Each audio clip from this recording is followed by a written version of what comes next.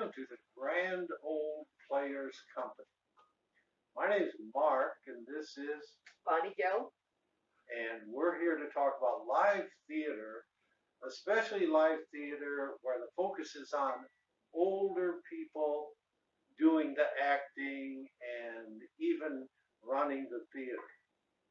We had this idea over a cup of coffee. That's why we Yeah, thought it was a good idea to repeat the coffee and tea. yeah, Anyway, we decided to do it with older people, and the big surprise was that they had already had the character. We yeah. didn't have to do a lot of teaching of acting, just teaching of the basics, We, blocking, we, projecting. They already had the character within themselves. all we had to do was take a little time and work with these older people because they deserve something. This grand generation that we're talking about. So we started our first play with a one act called Anybody for Tea by C.B. Gifford. And we had six spinsters that we eventually cast. Between the six spinsters, we decided or found out that they had 105 grandchildren and great grandchildren. Children, grandchildren, and great grandchildren. Anyway, the play was about six spinsters who try to get the attention of their neighbor, the very handsome detective. Detective. And they do it by eventually bumping each other off. Killing each other, you might say.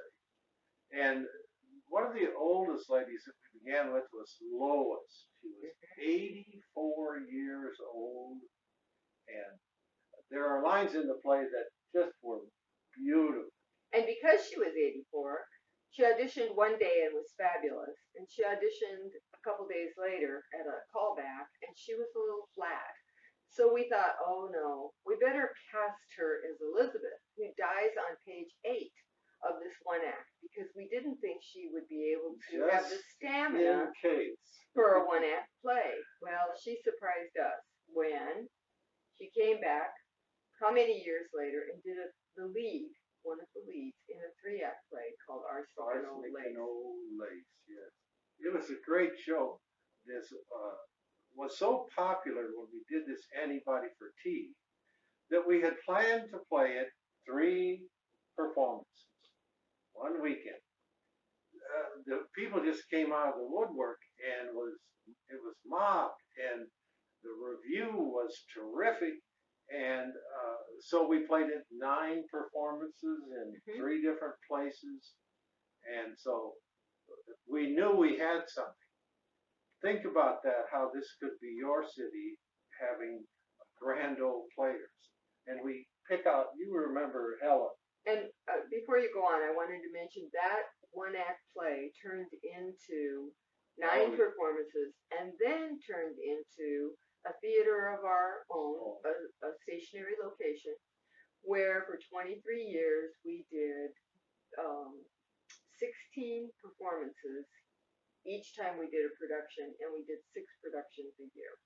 and in one of those productions, or 2 of those, Helen Taverdi, she directed the play. She wasn't just an actress. And Helen is the one that you see in the poster with the hat on, and May Eden is the one that's looking with her hand. yeah, Those two women went on to direct. Actually, May Eden taught me how to direct, or gave me some tips. and And then there was all the people, all the six of them that you see in the flyer. They all worked with us for many years.